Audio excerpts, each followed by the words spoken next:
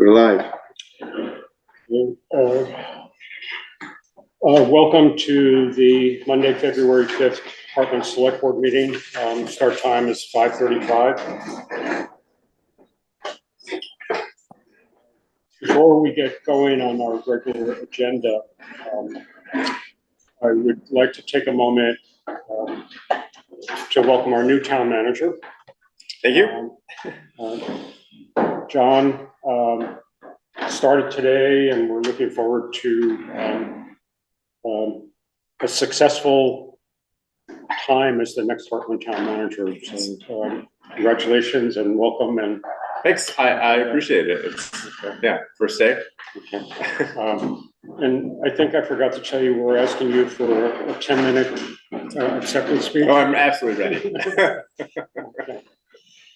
Okay, let's go on to the minutes. We have minutes from the January 22nd meeting.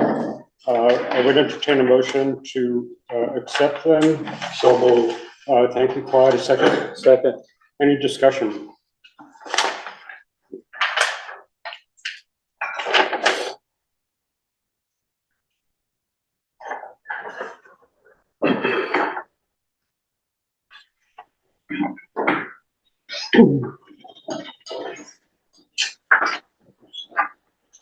Same problem. Almost set. Okay. All in favor, say aye. Aye. Minutes are approved. Going on to the orders or the accounts payable through today, February 5th.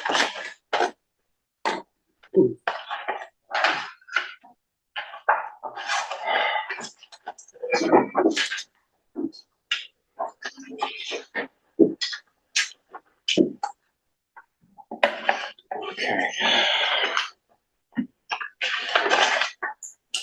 Well, there's a lot here this time. Yes. Not a lot of money, but a lot of invoices. Okay. With the abatement that we gave to Mr. Nickerson, I believe that's the last name.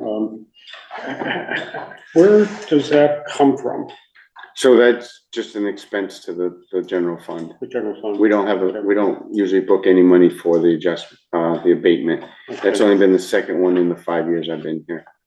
Gotcha. Gotcha.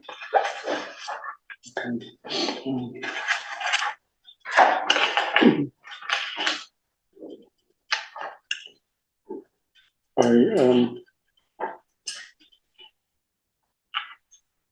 have two.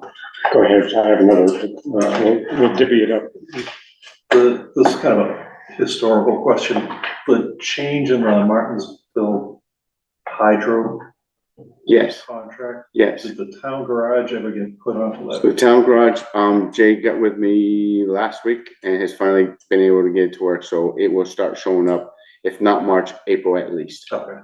So yes, it did. And then the other one was just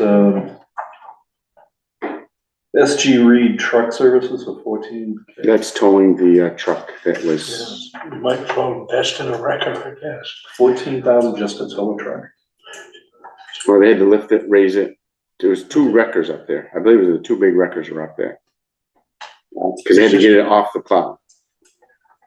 Oh, that's not the last Monday one then. No, that was the two trucks. So last Monday we had two trucks stuck up on Dinsmore Hill Road on the far end. But this is towing the truck that went over the plow. Yes. Okay. Just insurance cover that by chance? Yes, they do. Okay. So the accident's going to cost the town $1,000 deductible. And what's the status of that truck?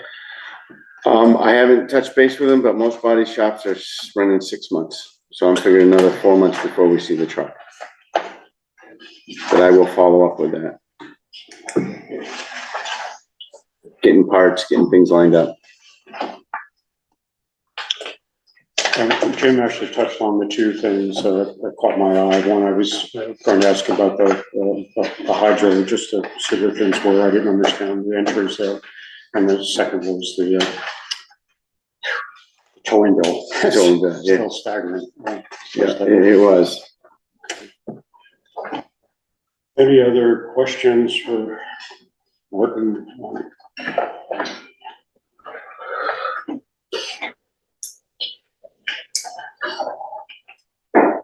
you're still looking? No, I'm fine. I was just, Okay. All in favor of approving the invoices up through February 5th for payment, please say aye. Hi. Motion passes. Okay, we have a few adjustments to tonight's agenda. The first one under, I'm not sure, the town health officer. Town health officer, Under yes. new business. That'd be me. Under new business, we've been notified by the state that we have to appoint the town health officer, so we'll address that. Under, I guess, new business, the RFPs came back at the very end of January for both the Quechee Road engineering study as well as the North Hartland Bridge study. So we'd like to discuss and have action on those two RFPs. And third, we really don't need under new business the item with our town manager, as we did some research, and the one document that we thought we might be needing to sign, the signed contract covers that. And I assume, John, you did your oath today? So he's not an elected official, so he doesn't have to do that. Doesn't have to do the oath? He does not. Okay. Okay. Moving on, are there any other adjustments for my colleagues? Hearing none, let's go on to public comments.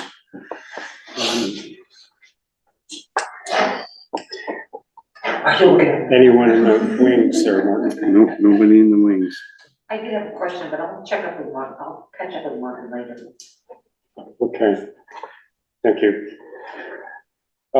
Let's go on to the first old business item, the North Hartland Committee. This Wednesday, the committee is meeting for the first time here at Damon Hall at 4:30. The only thing on the charge that will change is obviously we had hoped they would deliver a report by the end of January, so it's a little, that's one of the agenda items coming up. I want to thank Kim Gibbs, Randy Summersell, Jeff Gibbs, Jody Himbog, Kathy Maloney, Denise Abrano, John Leonard, and Clyde. Clyde is our representative from the select board to the committee, and John Leonard is our rec center director, who will represent the rec center as the committee discusses options and possibilities for the North Hartland Schoolhouse. So I'm happy to announce that that's coming together. Martin's going to lead us through an update of the fiscal year 24 budget. Yes, so January 31st, 2024, the 7th month of the current fiscal year 2024. In your packets, I gave you the revenues for the general fund, expenses for the general fund, revenues for the highway, expenses for the highway. So we'll start with the revenues on the general fund, the first 2 pages. If we back out the taxes that we pre-book, as we say, revenues are at 69%. So we're at 58% through the end of January. We're 58% through the fiscal year. For the budget. The budget number is 58%. So instead of 50% through the year, we're 58% through the fiscal year. So revenues are at 69% through the end of January. So our revenues are ahead at this point by 11%. So for all. At that point in time, no, just for the general fund. Because the general fund is at 98%. Correct, but we have prepays that we have in there. So if we back out the prepays to get to an actual number, we're at 69%. you have to collect all the taxes. So I booked all the tax money. I pre-booked it when we did the tax bills, but I haven't got all that money. So it's like, so let's take the Greater Upper Valley Solid Waste.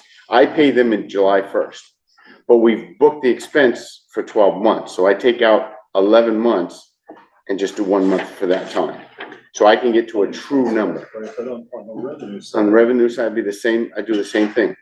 So I take, if you look at your taxes, Yeah, no, I understand what you're saying. The question in my head is that best practice, or should you recognize the revenue when the revenue comes on the door? it doesn't matter, the accountants do it for the full year. If you book it and it never shows up, it would matter. If people didn't pay. So if you look at, So, not a question you have to answer tonight. so if you look at the actual is the money that's coming in. Right. The only one that's off skewed is the taxes. Current taxes. Correct. Right. And if we take our delinquencies, which the accountants wrap it all up, so that way it comes to the true number. Right. So, question for the future. So I understand what you're saying, get it. I don't have an issue with it. You're just gonna think about, should we be booking revenue before the revenue actually hits? Or should we be booking it as it comes? Is it being booked or is it? He's amortizing it though. Right, right, it's being amortized over, Well, It's being So it's- amortized. so what we How don't, do you count money if you haven't gotten the money? so in the balance sheet, Right. we have an account number for this year's taxes. Yeah, like, So say it's $1 million for the taxes. And I only reduce that by $8 million. So it leaves $2 million that now is delinquent. So that's where the cash is counted for when the accountants balance out the books. again, yeah, it's an offline discussion, doesn't have to be resolved here. Yeah. Something to think about when you put the money in the budget.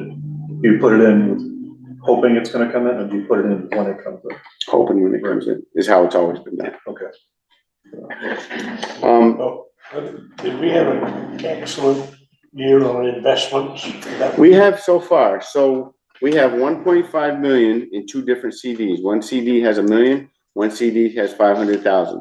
So Sheila from Mascoma called Cheryl last May and said, hey, we got a CD coming out at 4%. So Cheryl said, you want to put 500,000? I said, we got $1 million, let's put $1 million in. And Sheila contacted us in September or October and said, hey, we're up to 4.5. So we opened a second CD with 500,000. They both come due in April. I'm going to cash them out in April. So at the year end, it's a clean cut with the accountants. So yes, we are collecting quite a bit of interest. And the other question, what's the miscellaneous income? That's the money that we got from the Coley family for the sale of the property at the end of Weed Road.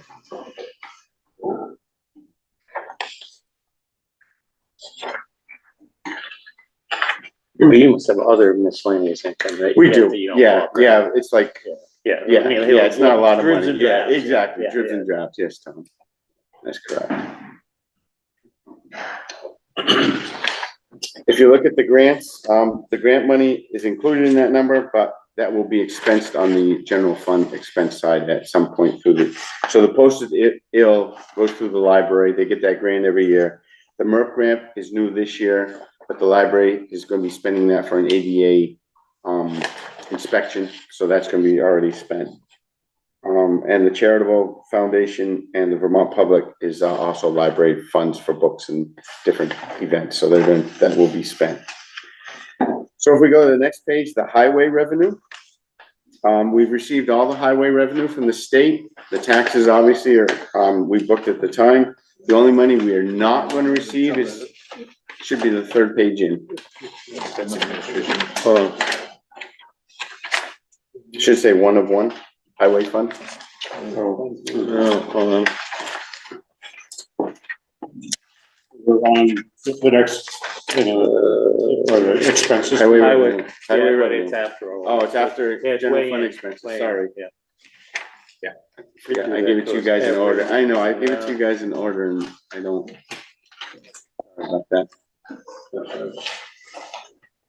So the highway fund, as I was saying, the state has already sent us all 4 quarters already. I think they did that because of our FEMA events this summer. The only money we're not gonna get is the grants and aids, as that was put aside because of the FEMA events we're going on this summer. So the highway fund pretty much has all the funds that are coming in. We will have some miscellaneous money coming in, from sheet metal and stuff from the highway garage. Branson A is the money we get to do culverts. We were going to do ditching on the side of Jennyville. We're going to do the next section. Okay. So I believe Bill has it booked set for this next year, for this summer. Now we'll go on to general fund expenses.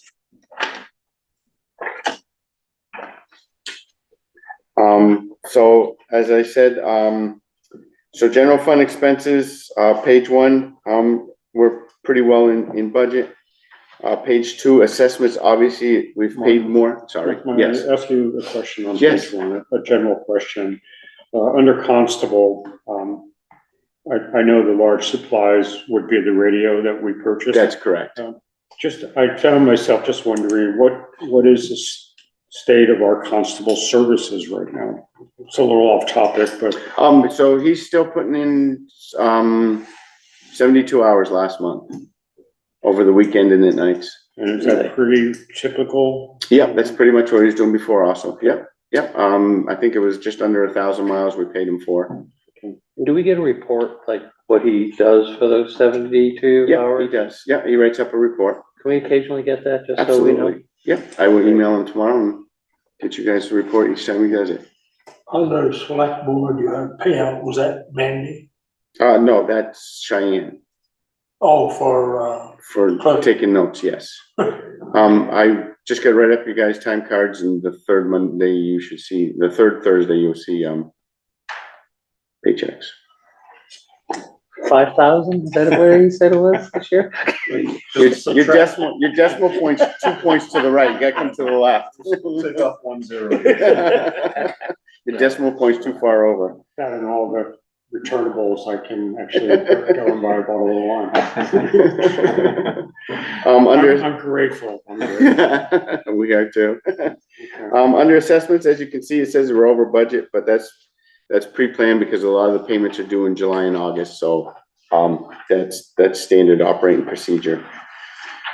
You can see the finance office is over I have budget. one question, I'm sorry. expense towards the sheriff's department, Yes, we didn't put any of that towards the actual project with the sidewalk, right? We kept that separate. that's correct. Yes, you're correct. Yes, yep. I separated that from the state police so you could see what we Yeah, were, yeah, that's great, that's what what, we were spending. Assessment, so the finance, the page 3, the finance office is over budget. Nimerick bills us for their software in September or October, so that will catch up as the year goes on. so slow down, so slow down.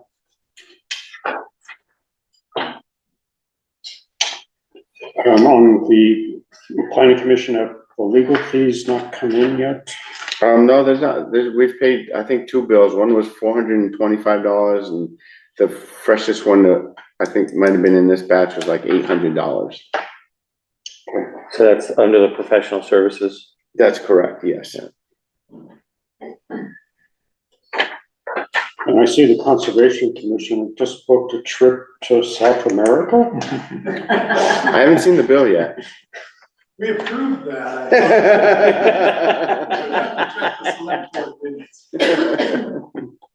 Better hurry up, because they're going into winter.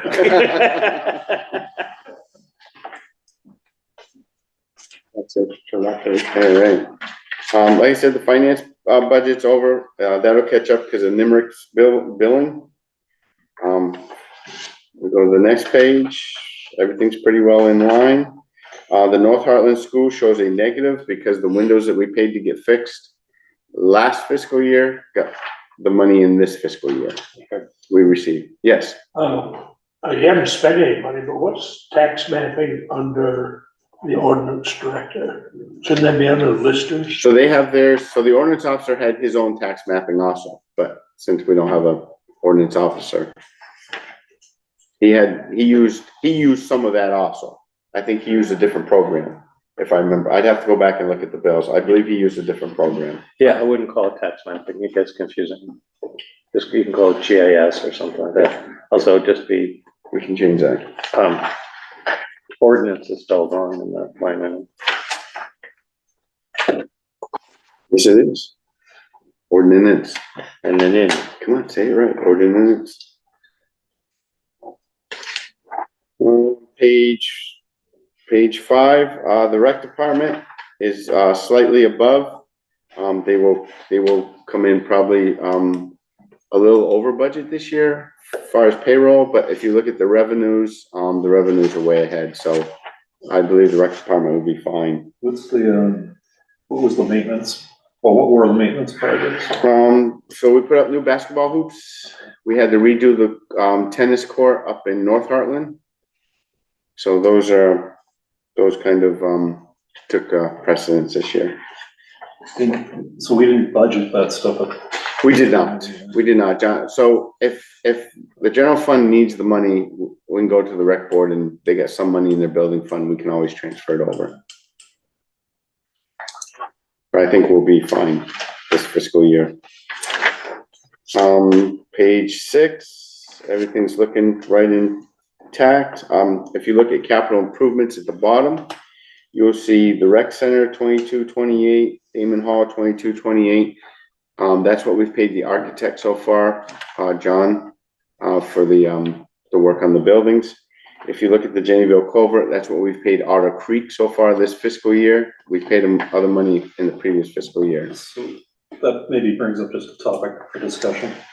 So this is where we're starting to spend ARPA money, right? Yes. Should we be kind of pulling that out into a separate fund so we can track, you know, a little bit more detail what we're actually spending out of that ARPA fund? Yeah, you created a class for that, for I have the not, ARPA? I have not, because we left it in the end unencumbered, because we're gonna spend it all this. No, but as we spend it, do we wanna? Well, we'll have it right here on capital improvements. But I think what we want to understand is what capital improvements are part of the general fund budget that the voters approved, and what capital improvements are ARPA related from prior approvals. So I think we want to track that money separately. So that, yeah, some of it's already spent. I don't know that you can go back and fix, but can't fix. Well, I have a spreadsheet where we've spent the money, so, Yeah, if you just. yeah. I think as we go forward over the next few months, as we're spending more out of that, maybe you could include that spreadsheet when we do the full. Yeah, sources and uses. Yeah, absolutely, I'll be glad to.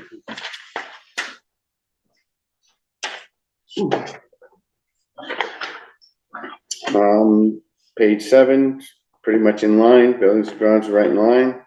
Page 8. So before we go, we had, Bruce McEnany from Cavendish come and talk about cemetery stuff, and we were gonna ask him to do some work for us and so on, but we sort of let it go at that. How do we, because he's We have an article. available in the winter. Right, we have an article, a town meeting, and should that small amount of money go in, I think that at the second meeting in March, we should make that decision to engage him.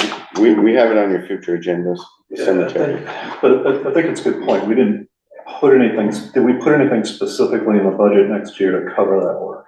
That's one question. And if no. I don't think we did. So if no, you know, and I just don't remember, I know we got a couple of, you know, 1,000, 2,000 maybe going into that fund. Yeah. But do we have any more money in the cemetery fund that we can use? I don't remember what the balance. Yeah, and I don't think we're talking about a tremendous amount of money, but again, I got another phone call over the weekend. So I think our About intent is to. Where can I be buried? I think our intent is to go forward. We just need to know the cost and how much money we have to spend.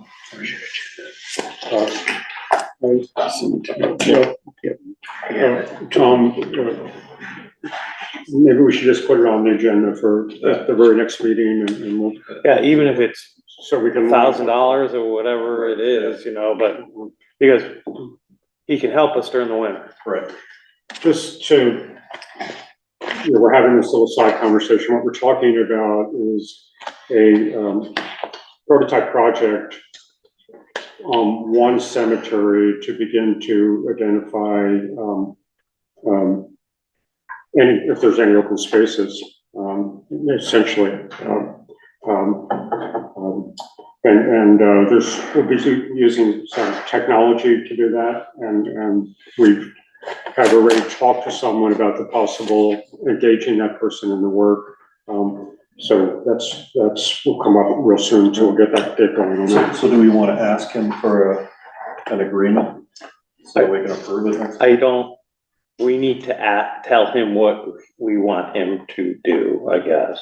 So I think initially what they were gonna do is, I think, look at maps and then talk to probably Dan Moranci and others from the Historic Society, whoever created the original maps where we think we might be, what existing cemetery might be most conducive for this pilot. Yeah. And, Okay, sorry to interrupt. yeah, sorry about That's that. fine. That's fine. It's a good way to slow you down. Yes, I know.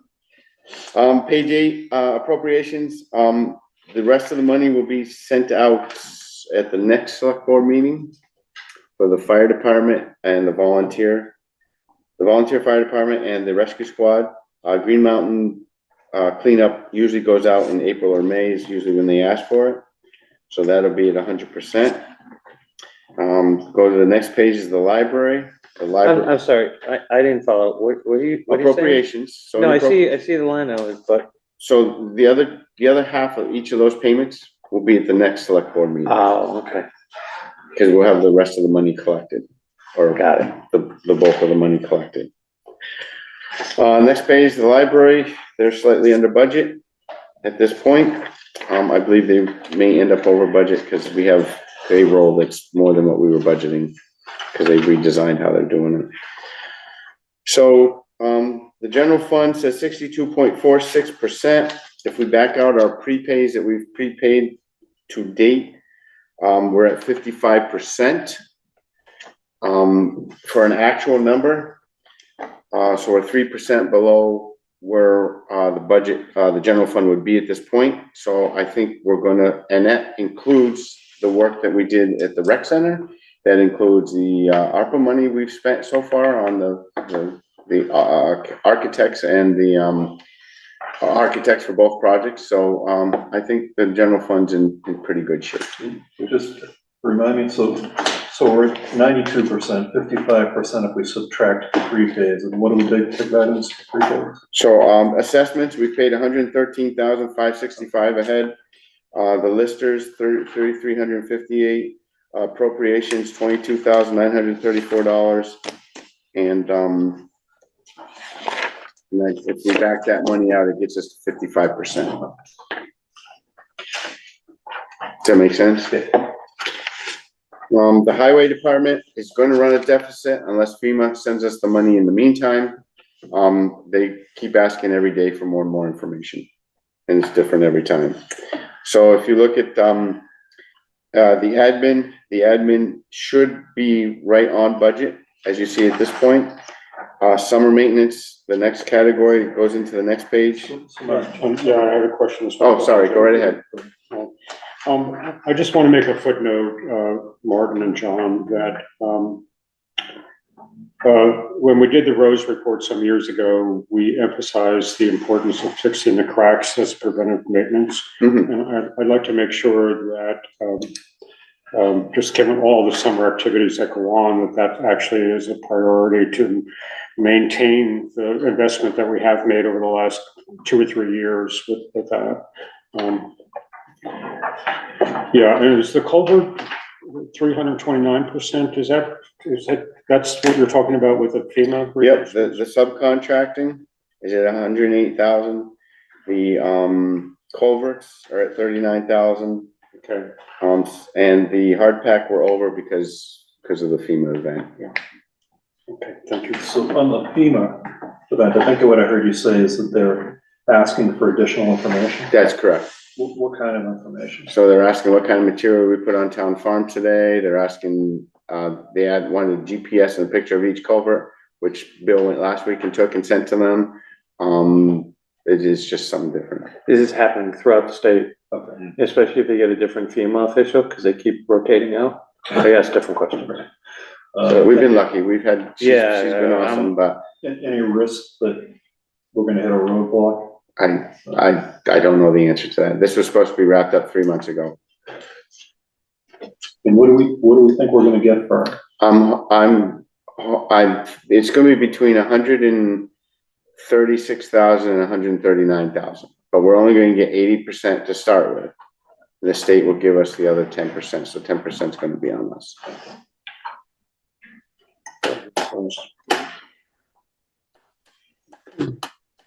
So summer maintenance, as I say, is over budget, for the year. Then go to the next page, paving obviously is over budget. Pike in the spring, hopefully come April, we'll finish Clay Hill. What they have to finish is the side of the road. They have to finish putting in fill on the side, and I'm not sure what. So that bill is gonna be another $16,000. They quoted 262,000. And what's our, going into next year, what's our paving budget? If the budget passes 260,000, and that's still gonna be probably 30,000 short. And what are we doing next year? for paving? Bill and I spoke about it. I don't know if Bill talked to John yet. We're hoping to do Mount Hunger both Yeah. sides, because that is totally falling apart. And then are you doing aprons next year? Aprons and Mount Hunger, correct. Some of the aprons they covered with hard pack this year just to make it smoother. So I'll have to get that out. The equipment fund, our goal is to transfer 149,193 over to the equipment fund. Right now, we're running behind a little bit, so we'll keep our eye on that. Winter maintenance, so we're in the winter maintenance right now. We started November 5th. April 5th, we will go back to summer maintenance. As you can see, we're halfway through it. We're pretty much halfway through the winter, so we're tracking okay. So the highway department, you see, is at 70.73%. If we do not get the FEMA money, we will have a deficit in the highway fund. So just please keep that in mind. But that'll be a lot less once we get paid. That's correct. So we subtract 130 from that, and that should drop it back down to 50%. That's all I got on the budget. Maybe it's a question for the future. But assuming we have a deficit at the end of the year, what's the protocol? How do we plug that hole? The board says, take the, there's nothing you have to do. So we have a $524,000 surplus now, I think, in the highway fund. Well, you've got a highway, right, you've got a highway fund. Yeah, the highway fund has a surplus at the end. No, so this is the same fund. So whatever deficit this is, we'll take that fund balance and reduce it. Right, we have a reserve fund, a reserve highway. No, it's not, it's the same thing, it's the highway fund. It's the same fund. So whatever the deficit is, we'll reduce our surplus we have in the highway fund right now. It's just reduces. It's like the general fund, if there's a deficit, it would reduce. And then we also have a liability for Three Corners, right? We'll run out of money eventually for the Three Corners project. So $95,000 state for the Quechee Road paving grant side of it. Okay. So that fund now went up another 95,000. What I tell you, we had the other day in it, like 50,000. So we got 100. So we now have about $140,000 in that fund. Fund 41. 44. Okay, any other budget questions? I just want to mention one thing. It came in this afternoon through Northern Borders. They're having a timber program, and they're trying to direct it towards timber bridges. You can use glulam and so on. And I'm not sure, John, if you didn't have it, shoot me an email and I'll forward it to you. Sure. I think it's a little premature for us for this year, but it is I think there's 5 million in it. Okay, yeah, we want to be looking at Northern Borders for possible monies for the rec center as well. Right, yeah. You're only allowed one project per town per year, Well, per program. we have lots of potential. Right, just saying.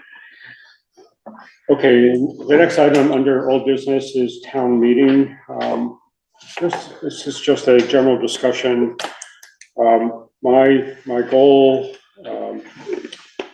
which I'm sure you would share, is for us to have clarity on what direction we're going in with policing by town meeting, as that's one of the budget inputs that's creating an increase in the budget. The same goes for the intersection lights, to continue to nail down and as best we can get clarity on we have the estimates. Now we really have to flush those out. And in addition, just begin to see where grant money may be on that one. And then just be prepared for a discussion of the budget increase, which is labor, cost of living increase, and that's one. The benefits side of our personnel costs, and then I'm sure that a member of the Conservation Commission will be in the audience for addressing the article on the use of $100,000 for the Pohl fund. And so that's where, our homework is for the next few weeks. But the budget increases, paving, Policing policing, and health insurance. personnel, Yeah, three Ps. Yeah, that's, if we didn't put the policing in, we'd be at around a 2.47%.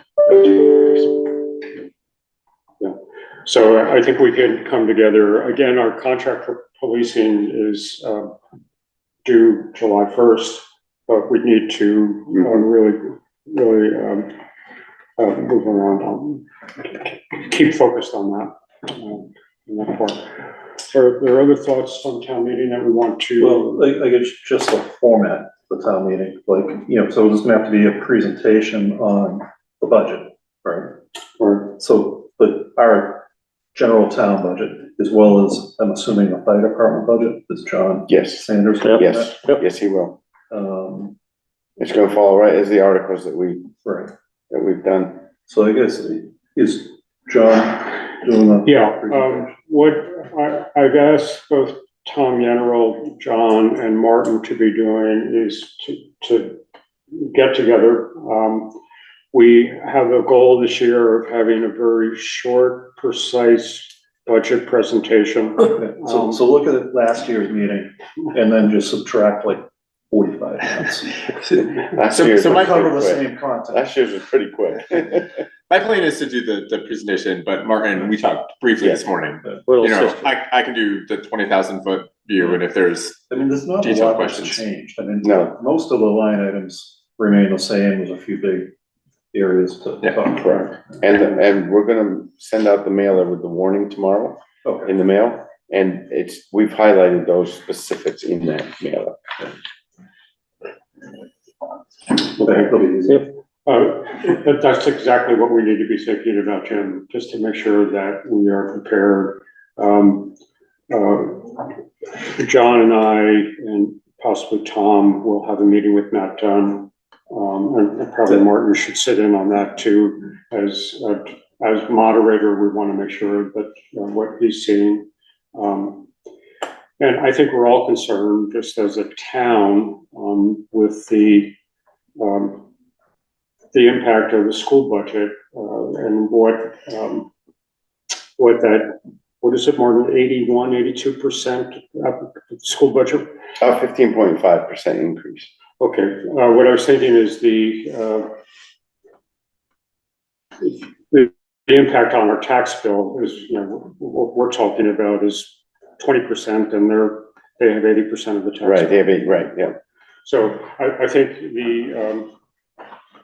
I think that we need to be as fiscally responsible, which I think we have been, and it's just a matter of presenting it and being ready for any kind of questions. Yeah, I mean, you could shave a little here and there, then get under 6%, but then you're, deferring paving and, reducing policing, and you're back to where you started. Right, exactly.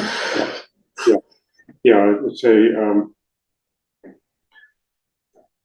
But It's an interesting time. I heard an interesting statistic during Friday evening's Vermont report, which is on Vermont Public on Friday evenings.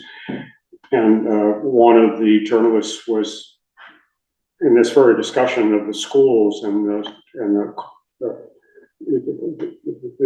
assessment issues and so on. But they're also bringing up that across the state, that the age of our schools is all kind of coming to a certain critical mass where we need to start, as municipalities, beginning to sort of say, how are we going to replace or fix those? So it's just an interesting issue, a convergence of a number of things that are going to keep us on our toes for the next couple of years. Okay, any other questions about town meeting or points we want to? No, it might, it's up to you guys, it might be good to watch last year's, because I don't remember if we went through like the equipment budget and how that all. No, David kept it at about 20,000 feet. Okay, going on to the Pohl property. There recently was a town meeting just last week, and Rob, would you like to just update folks? Yeah, so last Thursday, Thank you, Rob. Sorry, Rob. They can't hear you. They can't hear you. You're gonna get yelled at. And you have to I'm explain not that, grade with the conservation commission. right? And you have to explain that trip to South America. So last Thursday, we had our first informational meeting about the Pohl project. There were about 25 people there.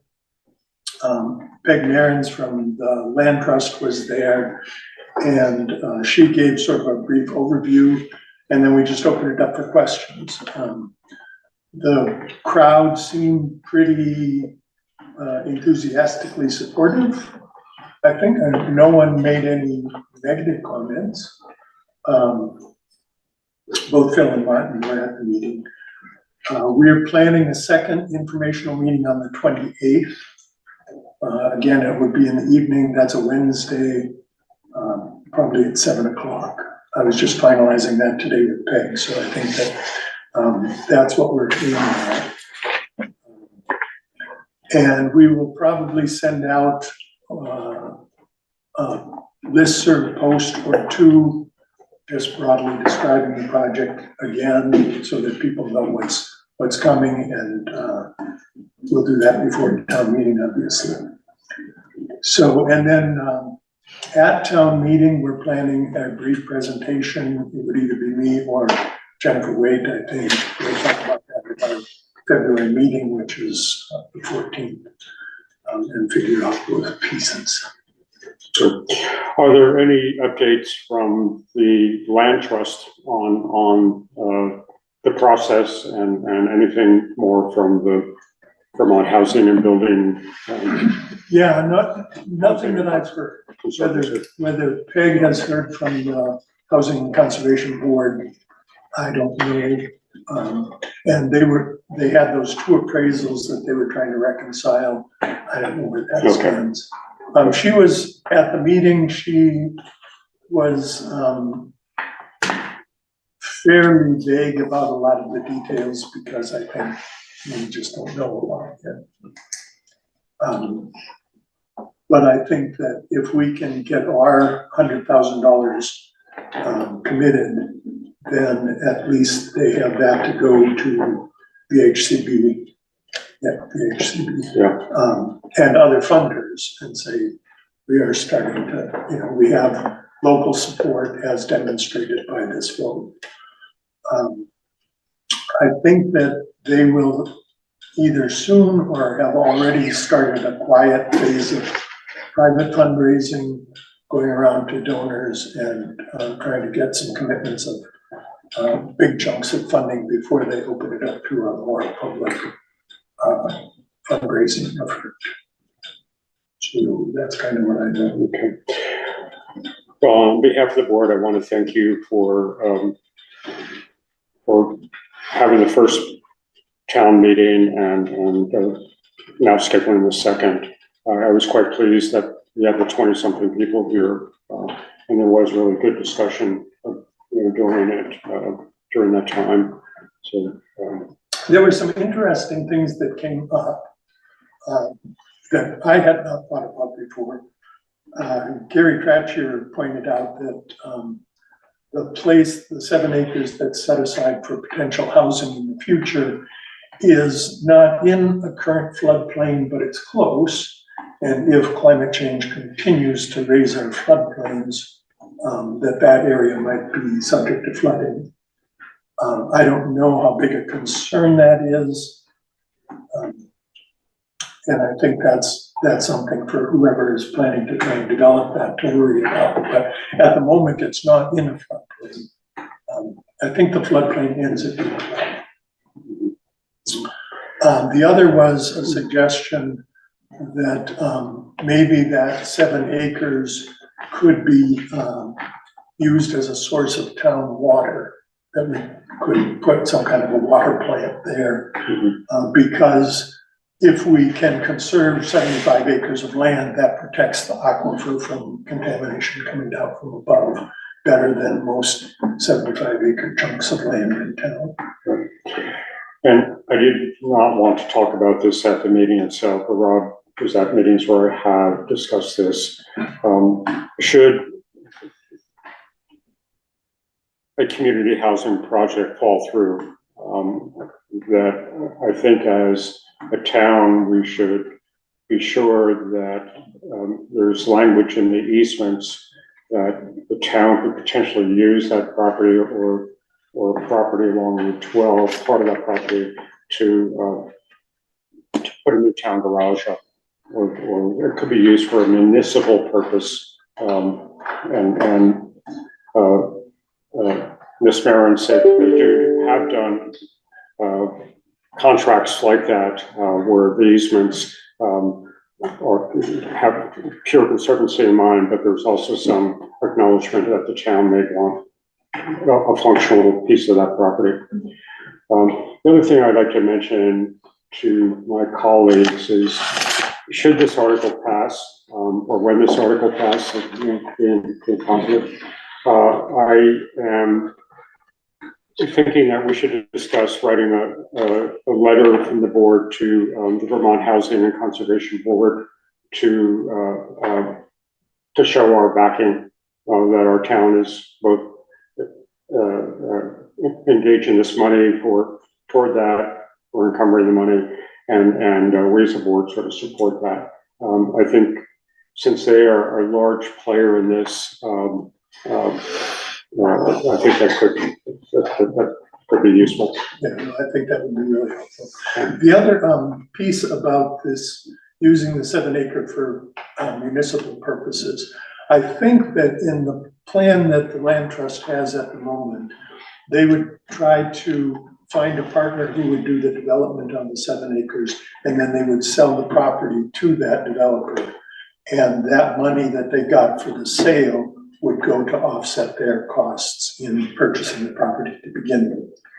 If we're going to do it as a municipal property, then either that money for buying the 7 acres is not going to happen, or the town is going to have to actually pay for that 7 acres. So I think that when they've discussed turning the property over to the town at some point in the future, for the bulk of the 75 acres, they're not expecting any kind of payment for that. That would be just here, turn it over to the town. But the 7 acres, I'm not sure what that. Yeah, and when the town went through this for the Somerset property, do you remember anything about the transaction at that point? Were you involved? I was not here then, so I don't remember. Okay. I there's going to need to be some close scrutiny and some legal expertise that understands this. Tom, you were thinking about something? I just think that needs to be discussed. I think that this has been sort of an expedited process, and so we haven't discussed that. I agree. I also think it's fairly unusual what the town is contributing to this process in percentage terms, that we then have to go and buy the thing. So I think I'm supportive of this, but I have concerns about then having to use taxpayers' money yet again. So just putting that out, we're early on, we just need to discuss it. You know. I think in terms of the wording of the easement, I think that the 7 acres would be exempted from any easement. And so I don't think, the language around whether it was used for housing or municipal, I don't think that'll come up. But, it certainly is a good idea to check it. So there is a draft easement out there? I have not seen it. I'm assuming that they have sort of a standard, here's what kind of easement we would put on a property that they work with. I guess whenever we could see it or John could see it, that would be helpful. See what we're getting ourselves into here. I mean, they're really the one driving the project. So at this point, all we're doing is committing some money, or pledging some money. And thank you for holding all these meetings and having a great Yeah. turnout. Yeah. Thank you. Any other questions? Okay, thank you.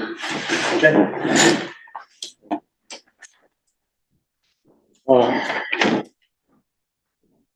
The next item is an add-on to the agenda, the town health officer. I'm not sure, Martin or John, one of you. So the town health, I got a letter from the state of Vermont saying that the town health officer, Alan Beebe's term is up. Called Alan said he would love to do it for 3 more years. So I filled the paperwork out, if you folks would be kind enough to sign the paperwork. Or actually, I just need, I would entertain a motion that we, is it a 1-year term? 3 years. 3 years that, we So I'll make a nominate- motion that we reappoint Alan Beebe as the health officer for a term of 3 years. Okay, so the start date, It'll be tonight, as soon as you sign this. is there a second? Second. All in favor? Yowza. Just, Sign it quickly. When you get a volunteer, you get a snare. Because John, usually it's the town manager. When I saw the paperwork on my desk, I was like, wait a second. What signature is going on here? At the boards, Is it just chair or? doesn't it say the chair right Taking there? it to look at. I just don't want, just whatever what John just said, I don't want me to be. No, you will not be. I got Alan's name on the front page. Okay. And Alan's contact information on the front page. Okay, Stacy, you're up next while I sign this, let's make. Wait, that wait, turn. whoa. No, this is town oath. This is Eisenhower. Is that an oath or is it? Yeah, that's wrong. That's where you were gonna become the town health officer. He's gotta be sworn in. Yeah, There it is. looks a little There's bit the better. signature. Yeah, that's right. And then he's gotta come in. All right, I will tell him we're gonna swear him in, so. Good try, you guys. Hey. A for effort. Stand for a moment first. You owe me a beer. I'll wait till you're- 2 for that one.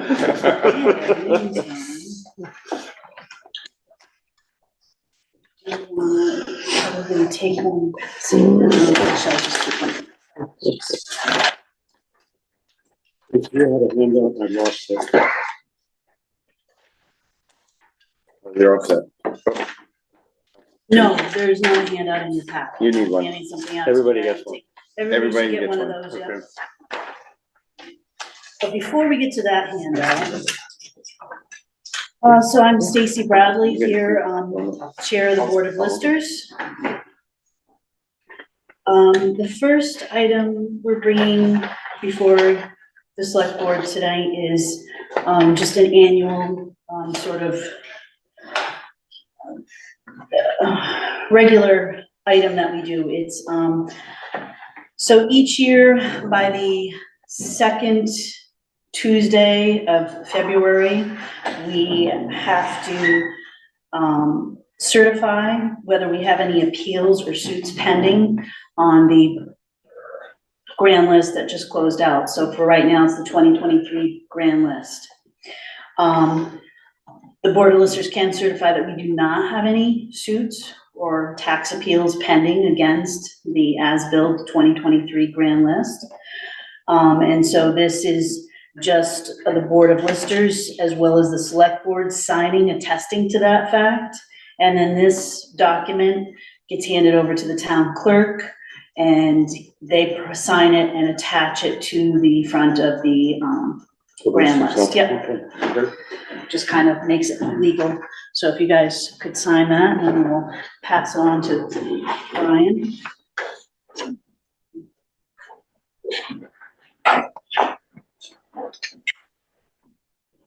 Well, again, no appeals or suits pending. It's always a plus. That's the painless part of this. Yes, that is a plus.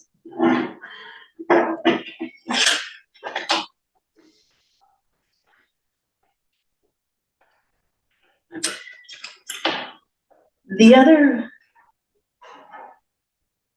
item that brings me here before you tonight has to do with our CLA and our COD and the results of the equalized study from the state. I do an in-house sales ratio study throughout the year, tracking our valid sales and comparing those to the assessed values. And usually have an idea as we kind of close out the year where we're kind of landing with that sales ratio. And for the past 3 years prior, I've been pretty close, usually within 0.1% of what the CLA lands at. So this year I was rather surprised when we received the CLA and the COD from the state to have it come in at 69% for our CLA. 69%? 69%. Because it had come in at 80. 80, I thought It last was meeting was 81 86 or 84. It was 81.26 last year. Yeah. I had calculated my calculations, which I was kind of hoping I'd be wrong, but had a feeling I wasn't gonna be. My calculations and sales ratio study came in at about just under 72%. So to have it be all the way down at a flat 69% was a little bit of a sticker shock. So I took time to go over the equalized study from the state with a fine-tooth comb to compare it to what we have in-house, to make sure they had values right, to see if what they had included in it. And in the printout I gave you, after carefully reviewing and going over this compared to everything we have in-house, there are some errors here in their document. They have 9 different properties that we found were never marketed, so therefore we don't consider them valid sales. If you don't market a property, it's not an arm's length transaction in the open market, subjected to the market. And they had 9 of those sales that weren't marketed included in the study. If I put a for sale sign out in the front of my house, to just say for sale, is that considered marketing? Generally, that's not really considered marketing. Yeah. And in fact, some of these sales that they included in here, we know from a fact, but would follow up that they were just private transactions of one person approaching another one. Yep. It was never a for sale sign set up in front of the place. Then there also were 4 properties that sold that we know were marketed that were not included in the sale. We have nothing and everything we looked at with these sales, no indication that they should have been excluded. So, why were they excluded? We want to know that from the state. IAAO standards on ratio studies lays out that industry best practices, when you have more than one sale of the same property within the time period of sales that you're looking at, that you don't include all those sales for that property. They have two properties in which there were two sales within this 3-year time period, that they included both of those sales on those two properties. They shouldn't have done that. Just curiosity, Yep. the most recent sales then, if there's multiple sales within how do you, which one do you determine? I mean. Possibly, you're gonna look at the sales and usually kind of weigh. Right. So on one of them, it was a quick turnaround. The first sale happened in the end of August of 2020. And the next sale, it sold, turned around and was resold at the end of April of 2021. So it was, you know, then the other thing to look at, and the other set of sales on one property, one of the sales was not marketed, one of them was. So the more recent one wasn't marketed. Okay. Might throw that one out. 5 of the sales they have in here, they have miscategorized. So there are all these various categories of what the properties are. R1s, R2s, and R is being residential, 1 being less than 6 acres with a dwelling, and R2 being residential with more than 6 acres. And you have seasonal categories, less 6 acres, more than 6 acres, vacant land, commercial, etc. They have 5 different properties that are in the absolute wrong category. They're in the correct category in our records. They're not put in the correct category in this study. And to further compound that, 2 of those, there's categories, and then they also bunch some of those categories together in classifications. So you have all your residential classifications, you have all your sort of your property, vacant sale, land categories, you have all your industrial, commercial classification categories. So with 2 of those miscategorized properties, it also puts them in the wrong classification. So with some of the categories, there aren't enough sales that occurred for them to take the ratio, the calculated ratios as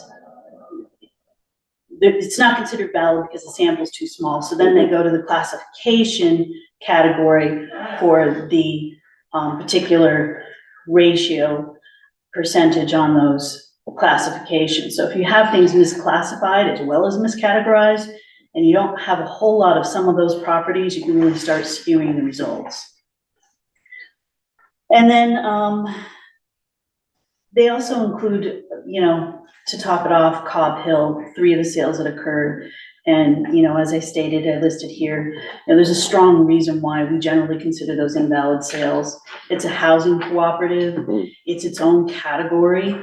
And when owners go to sell their individual unit, they have to be approved by the cooperative in order to be able to, 1, sell it, and 2, the cooperative as a whole determines what you're allowed to sell at the max your property for, as well as the minimum. So that's really removing some of that bundle of rights of the owner. So therefore, it doesn't really fit as a valid sale, because generally a valid sale, the sellers retain all the bundle of rights. So for all those reasons, we strongly recommend, the board strongly recommends that we appeal to the state to recalculate and redetermine, after correcting these errors, our CLA and COD. I honestly don't think it's going to shift it a whole lot. It might not move that needle very much at all. It might not move it anything. But the fact that there's so many glaring errors, I think it's at least worth a try of making them go back through it and recalculate it with everything corrected. You don't need a decision from us, right? That's, there's something. I do believe I need approval from the select board in order to be able to go forward and submit that appeal to the state. This is sort of loosely, I'm going to be giving something much more detailed because I have to present evidence and make our case as to why the state should recalculate and redetermine our CLA. I can't just ask them to do it just because. I have to give them good cause and state our case. So this is sort of a broad overview of what I'll be going into in much further depth for them. Stacey, you mentioned that you spent quite some time. would you be able to give an estimate about how many hours you spent during this review of the equalized sales study? Oh.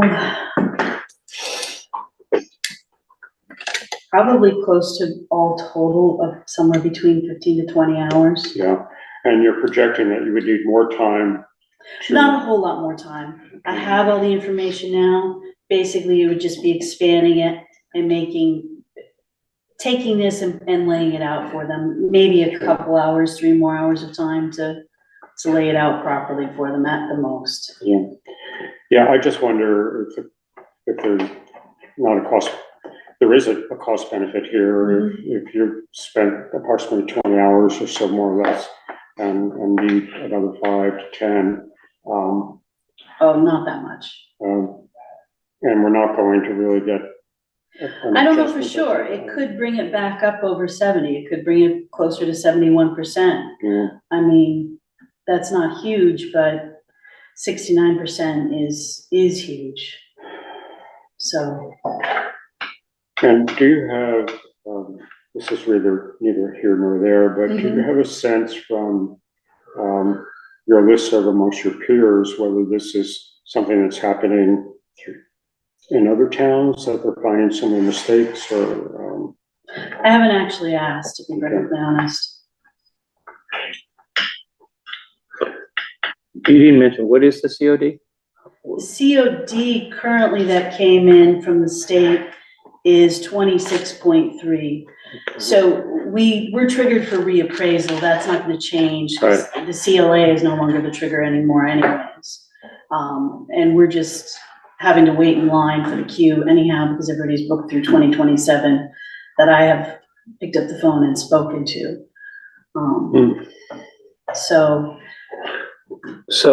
as someone who watches the listserv and there's all this conversation going on, how is the CLA used in the school board's budget when we know it's way off because we haven't had appraisal in a long time? Do they use the number that? Actually, we had an appraisal just 4 years ago. Yeah, but it's at 69%, so Right, we need a, so, but the school board uses this percentage in its determination, or is there, what number, I guess, what number are we using here? So I don't know exactly what the school board does in their calculations. How I know that the CLA generally is applied is the state generates the average per pupil spending based on all the past budgets. Yep. So then each individual town, you take your CLA and you apply that to, the state tells us what our education tax rate, homestead, non-homestead is. And then they take and apply our CLA to that education tax rate. That's what gets applied. That's where it gets used. My point is you're saying right now our CLA is 69%. Right. If we don't appeal this, it's going to be, that will be the percentage that is used by the state? That'll be the percentage that'll be used and applied to the education tax rate. Is there a downside to this other than the time? I mean, I suppose it could go the other way. They could calculate it and it could come in lower. I can't guarantee without, running the figures myself, which I didn't want to take quite the time to do that. There is essentially always that risk. And of these 5 bullet items, some clearly there are errors that you fully understand, and others are not so much. What do people think? I think so much time has been spent that we should do it, support it. Yeah. I would. Yeah, well, you might as well try, so. Okay. If we can get the CLA up by any percent. Do you want to wait until you have your letter and just have us approve your letter? Could do that and sign it. I should be able to have it the next day or two. Okay. So I have that for you, because the deadline to submit the appeal is at February 13th. So that'll be after our next, That'll be after our next meeting. so you Yeah. gonna take action today or? Yeah, okay, that's have a good. special meeting? So we're saying we'll wait till the letter. We can't. We can't. Okay, Okay, it has to be in by the 13th, and we're, okay. Then can someone I'll make craft a sure you can motion? see the letter and sign off on it before it's sent off, though. But you can approve whether you want me to go ahead and do who is the chair signing the letter? sufficient, I Okay. believe so, yes. So I make a motion that we direct the chair to sign the letter from the Board of Listers regarding the appeal of the evaluations that were brought forth to the town, subject to the okay by the chair. So if you don't like the letter for some reason, not forcing you to sign it. Right, Okay, Okay. second, yes. I didn't word that particularly No, not at all. artistically. That was really Cheyenne, you're gonna make me sound smart. All in favor, say aye. Aye. Great.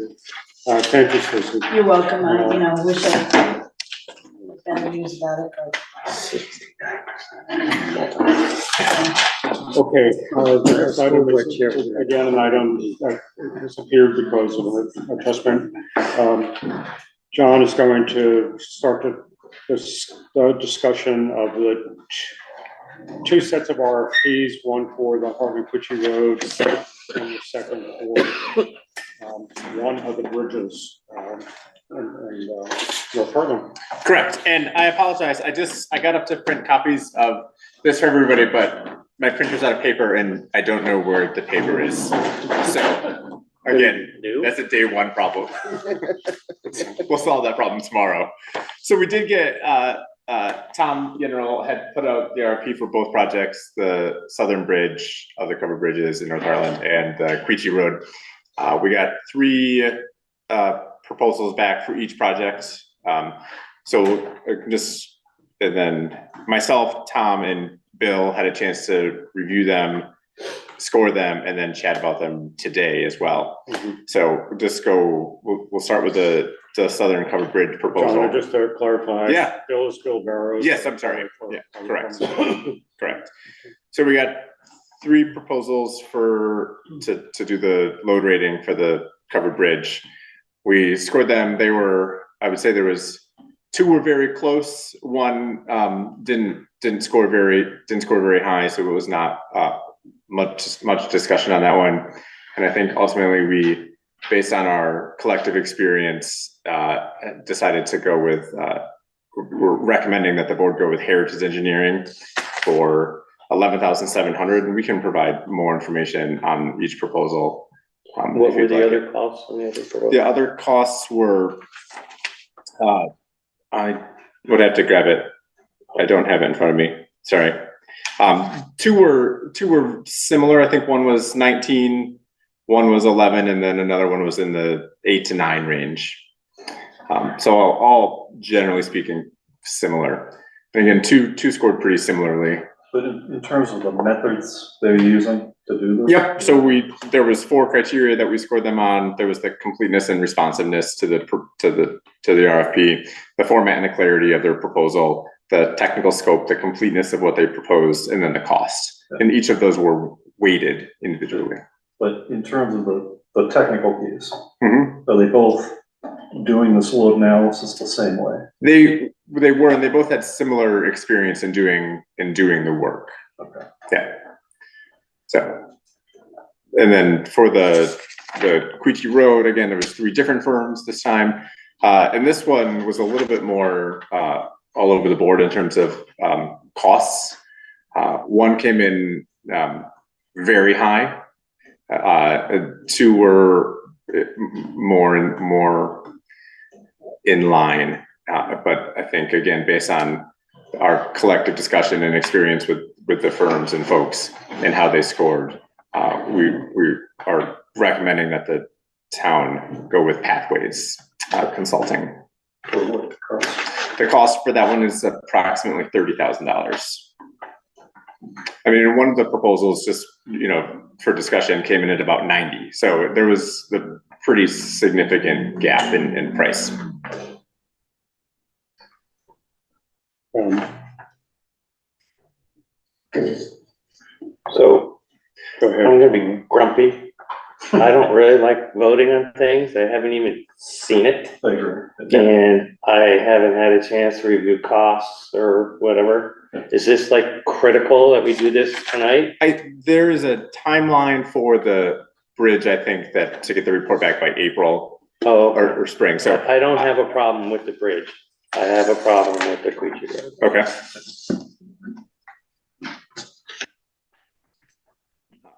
I mean, so you can make the motion to obviously approve the bridge and not the Quechee Road. I think, has anyone interviewed people about some of these consultants that you're going to use?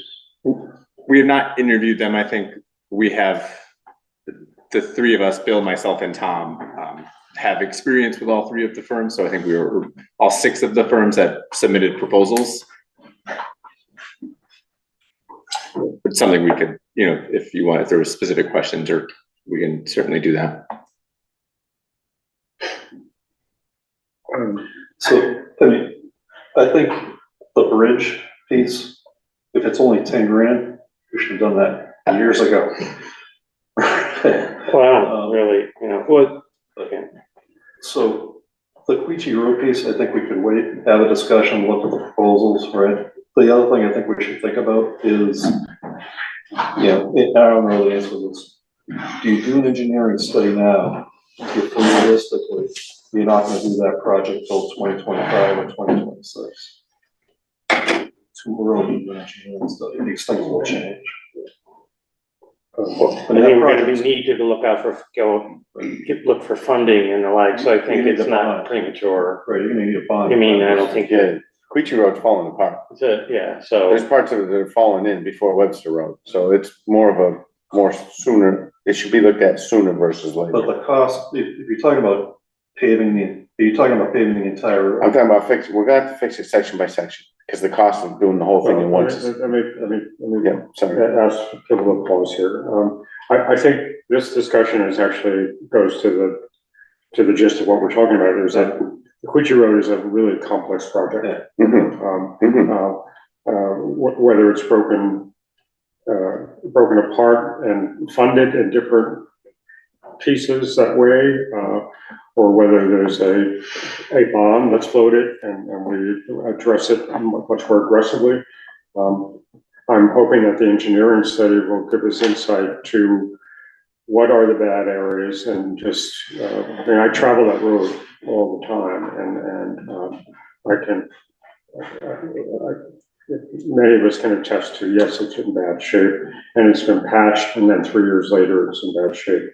So maybe, tonight, we should just focus on the covered bridge. That'll be fine. Let's get that going. It sounds like it's possible that multiple engineering reports will come back at the same time. The state is doing the northern bridge, and that those results should be coming fairly soon. So I think we'll know more about that. So is that, Tom and John, is that okay that we, at least now, let's just focus on, and then we'll have a discussion of what to do with the roads, and give you, Tom, a chance to sort of give your feeling, but. Yeah, certainly you can break it apart into two motions, or do one tonight and have more discussion on the Quechee Road. Well, my question to the board is, what are you looking for from us to make a decision tonight on the Quechee Road? Because what I'm hearing is you're jumping from we're out for a proposal for a very basic study of the road. Because it's not been done, and we don't know technically and engineering wise what's really wrong with it. So we're taking a pretty basic look at it, and then I'm hearing the board talking about, well, how are we gonna do it, bond, and you're kind of like deviating from where we're trying to get to. And I hope that you would just stay focused on this basic RFP for nearly $31,000 to get the ball rolling and get started on that project. I think a due date is May 15th or May 10th in the proposal. So a response by the time. Yeah, you'll have a We could study. potentially do it, I'm sorry, You'll have a completed report from the engineers. by the 10th, if Yeah. we approve it. Yeah, and where you're gonna go from there, nobody knows, because nobody knows exactly what's wrong with it. But, they're capable of doing this at this point and doing it pretty rapidly. So, I think it's a good idea to move forward. Right, and do it, we're deferring our judgment to the three of you, Bill Barrows, that the proposals are comprehensive enough to return a valid study, I guess. So what the RFP identified or pointed out to the engineers was, I do have it in front of me, was about 4 different really bad areas. And everybody is aware of those, where the pavement's falling, it is literally collapsing. You have troughs in the road. And then there's a boggy area where there's a lot of problem areas. So there was 4, potentially 5 areas that we specified as really poor, and wanted them to really take a look at it and do test borings. So this $30,000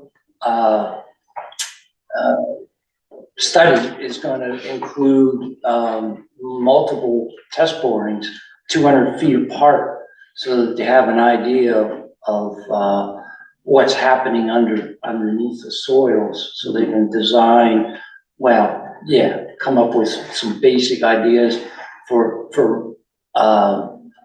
improvements and cost estimates. And then, as I say, you may do much more elaborate things after that. This is just the beginning.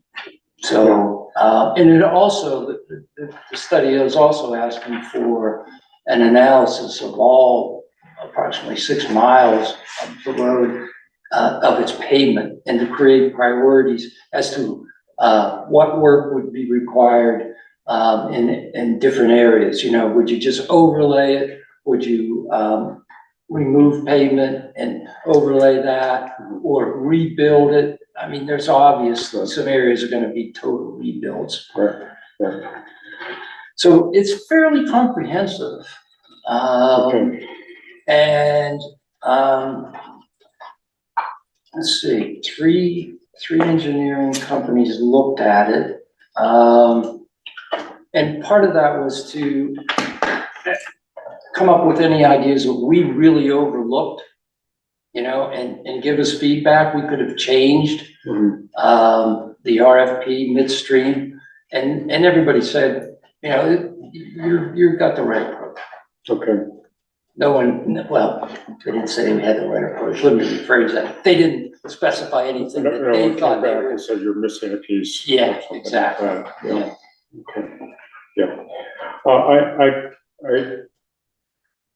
To me, the sooner the better we get, I'll start to get our hands wrapped around it.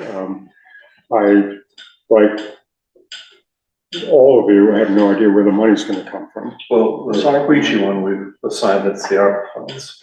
Well, not this study. I'm just talking about the results of the study when it comes back. That's gonna be it. Right, that's a different, This that's a different, yeah, won't be a that's, good year to ask for money.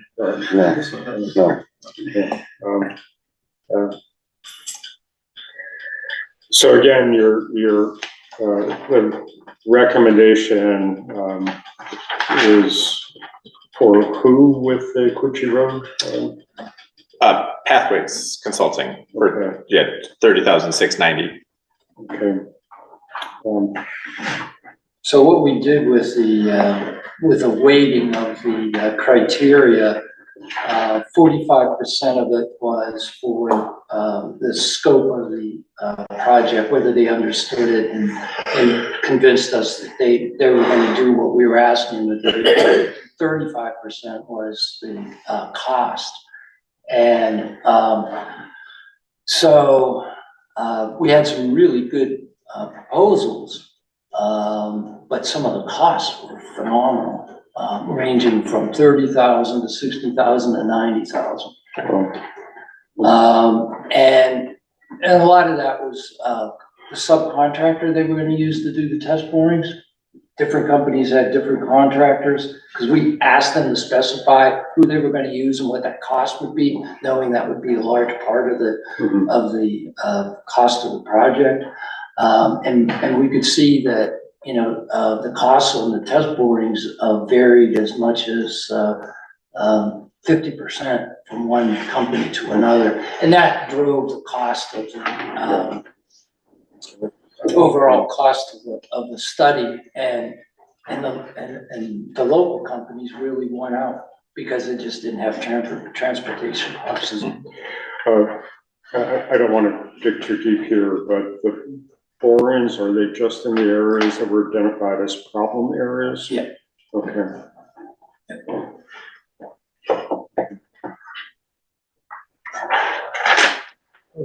Between Gilson and Webster is the big problem, right? Yes, yeah. Well, that's one, and then the second is Clay Hill down to Draper is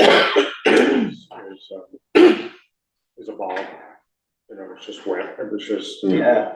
they've been put on top of mud, you know, and it shifts. There's absolutely no substructure in some sections of the road, it's just, they packed it down once and then with bank run gravel and put terrible pavement. Oh, it's just. So what do you guys want to do? On mud. What do you want to do? I make a motion, we, hire Heritage for whatever the amount is. Here's a look at the covered bridges. There's a draft motion at the bottom of that. And we hire Heritage Engineering for $11,700. For the covered bridge study. I'm gonna break them out. Sure. So That's the new bridge. Yes. The southern bridge. Yes. Just the southern zone. The southern bridge. 2001. Okay, so second. second. Okay, all in favor, say aye. All right, Aye. Okay, I'm not reading the next one. Okay. Thank God.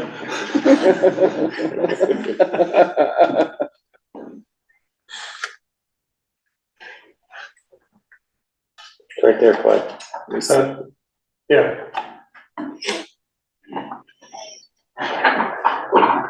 Now I gotta put my glasses back on. Well, I think it's the very bottom. Second half Is of that it. Pathways Consulting? Yes. Well, okay. I move to hire Pathways Consulting for $30,690 or less to perform the scope of work provided in the RFP for the engineering study on Quechee Road. Is there a second? I'll second. All in favor, say aye. Aye. Aye. I abstain. Aye. Yeah, all right. Aye. The ayes have it. Okay. Thank you, Tom. I appreciate, the canvassing of who was out there to get the results and then your review. I also thought the weighting algorithm that we used was great. So thank you, John. And I think we all look forward to the results. So you mentioned a May date, is that for both? No, I think the bridge is the end of March. Okay. Yeah, Okay. yeah, it doesn't take very long to do that. And can you make a comment about the state survey work on the northern bridge? Sure. V-Trans has hired, Pohl Tanner Engineering, to do a study on that bridge. And they will, be determining its current load limit soon. and doing a design to do a refurbishment of that bridge. And then there'll be a new load limit. So really, in the future, you need to coordinate the load limits, you know, between the new design and the existing design. Whatever you find the existing design to be, hopefully the new one will be equal that or be more.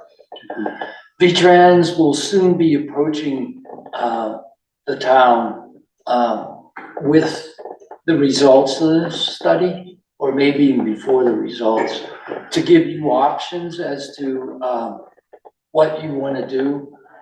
This is all part of their bridge program. And you, the town, could be paying about 5% of the construction costs if we go with the refurbishment of that bridge. But I don't want to go into any more details because I spoke to V-Trans about that months ago. And I don't remember all the details, but they will be making a presentation to you soon. And you'll get input as to what you want to do with the bridge. So which, is it the north bridge that can't take as much load as this? Which bridge has a better load bearing than, doesn't one have more of a load bearing than the other? Or am I wrong? Well, they're both- Have I dreamed this? They're both posted, they're both posted. I the same, understand that, but I think the construction, they're posted the same because one can't take the same amount of load as the other, so they put it at a lesser load. Maybe I'm making this all up. No, that would be logical, but I don't Yeah. know that anybody knows Oh, okay. why it was posted. The southern bridge was built in 2001, and the northern bridge, I think, was built in 1860, so I think your assumption that the southern bridge load was Yeah. much higher is quite accurate. Yeah, I hope that at the end result is a load limit that can alleviate the bottlenecks that the North Hartland residents that live on that isolated area are incurring. Speaking of that, when this presentation happens, it may be good to extend, an invitation out to them. Yeah, I plan to attend the kickoff meeting of the North Portland School Study, and I will mention, as a matter of fact, I think that was on my mind too, the communication to that community. So, okay, thank you. Anything else, John, on that topic? Not on that one, no. Okay. Tom, thank you very much. Thank you. Okay, and I believe we are on to the interim town manager report. Yes. We are down an employee. One employee in the highway department is out for health reasons for 2 months. So we expect him back the end of March, early part of April. We wish him the best of luck. The other guys are obviously picking up his route.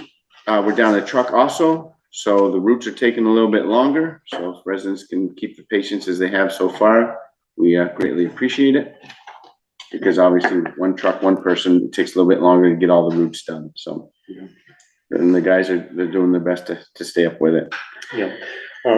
Martin, just staying on roads for a moment.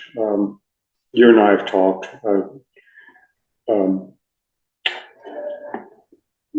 In my neighborhood, the roads rutted out in December. Yeah, I got that in here. Yep, I'm sorry. I do. No, you're jumping the gun, Phil. I took you to heart. I spoke with John, the architect, about the rec center. If we thought about stripping it back to the studs of the building and building what we wanted, and he said worst case is $2 million. So obviously that's probably not a good option to try and probably fix. If we're bringing it up to code over time, he feels we'll be okay, as long as we have a plan. So just food for thought. That's all that is. Rita Cito is going to help me draft a letter to get out to the communication companies before we go to the Public Utility Board and give them one last hurrah to get the cables off the telephone pole. As Phil was, Wait a minute, can you clarify that? So sure, so, what I went to Phil with was, I'd like to draft a letter, the select board to sign it, stating we want a date of when these events will happen. We just gotta help me with how the events of what they do to take the cables down. I know Comcast needs a ditch over by the hair salon, but we want a specified date or time of when they're gonna come back and finish the project. And then is there, and if you don't, And if you don't, we will have, you will force our hands, there's something to that effect that we're gonna have to go to the public utilities. Okay. Well, that's not what we said, is they don't respond within a certain period of time.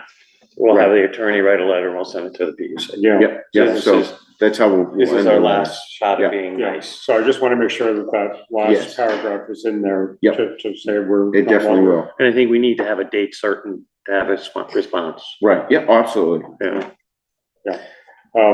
And we need this information for town meeting.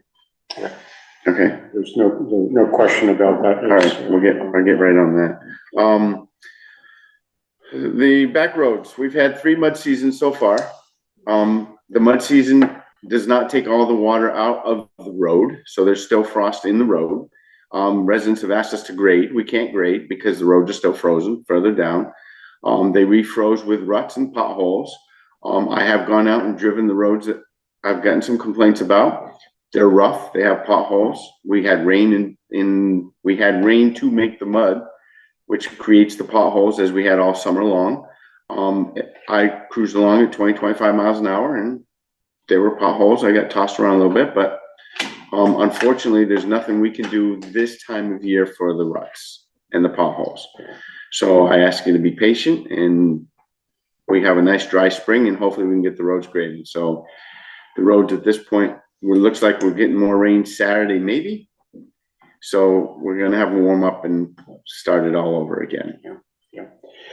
Yeah, it's the ruts that, are troublesome because I've watched vehicles kind of get shifted.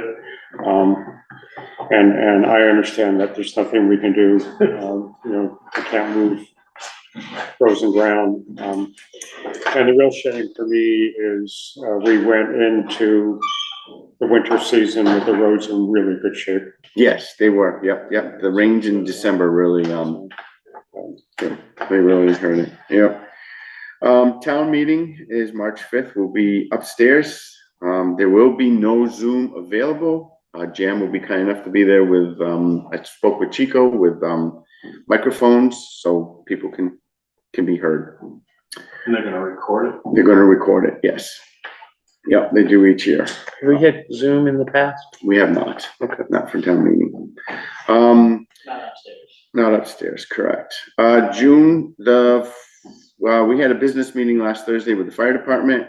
June looks like the new brush truck will be delivered to the town of Hartland. So we will be coming to the board to ask to transfer up to $175,000 roughly for the new truck. We discussed this in an article in 2022, I believe. 2022, we discussed this in the article, so it should just be a, What was the amount that was put aside in 20? 172,585. All right, so we're close. so we're close. And then what's not on your sheet that I just thought of, Green Mountain Power is gonna work on Jennyville Road the 19th of February through the 23rd of February. School break, no buses, so they wanna get up in there and get a start. So they're gonna start, I don't know which end they're gonna start at, but they're closing the road from the Brownsville to 111, Mr. Steve Allen's house.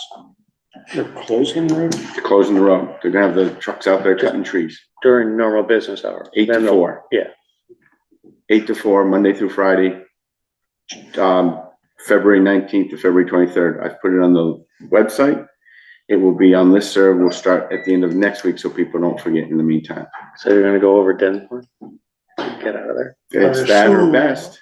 There'll be a sign up at Best Road says detour. I don't know that answer. I don't know that answer, Clyde. I'm not doing the project. This is Green Mountain Power's project. Yeah, is there an alternative? We're not gonna be dropping every tree all at once. No, it's whatever. I don't know how they're gonna do it. It's their job. They'll be in there doing their thing. They obviously won't get it done, but they'll get a good start. And that's all I got. Okay, Morton, the location of our March 4th meeting, I don't think we ever resolved. Oh, that's right. Did you want to have a select board meeting on March 4th? We don't usually have, so I looked at the last 3 years, we've never had a meeting before town meeting. Right, because the upstairs will be set up and the downstairs will be set up. Right, I mean, we can do it upstairs, no Zoom, because they'll have their equipment here, but we've never had a select board meeting in the last 3 years before town meeting. Which is fine with me. I'm apprehensive about the meeting, the town meeting itself, so I don't know what we would finish. So that's going to put pressure on us then to get those points I mentioned, the policing, the lights, the budget, and whatever else we just talked about. Make sure that we're in sync for the next February meeting. And the next February meeting will be Tuesday, the 20th, because the 19th is President's Day. Okay. Hang on one second. Do we want VHB to come and talk about lighting? If there's specific questions? I'm not sure we can answer that right All right, now. I will not be at the Tuesday, the 20th.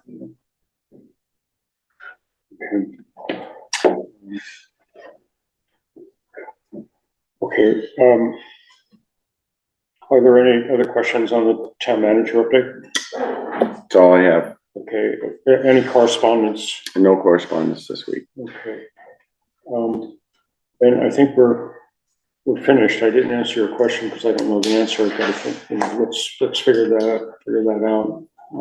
I think we're gonna be working on the lighting in between. Yep. On that part.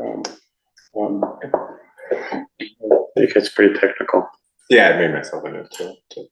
and there is a lighting design already, right? Well, Sorts. let's have a side conversation to make sure that we're understanding what your points are. Okay, are we ready to call the night? Wow, this is a new world's record. Since I've been on the board, I don't think we've ever gotten out in under 2 hours. Well, there's one I was thinking. Well, I can take credit for it. Yeah, there we go. Yeah, absolutely.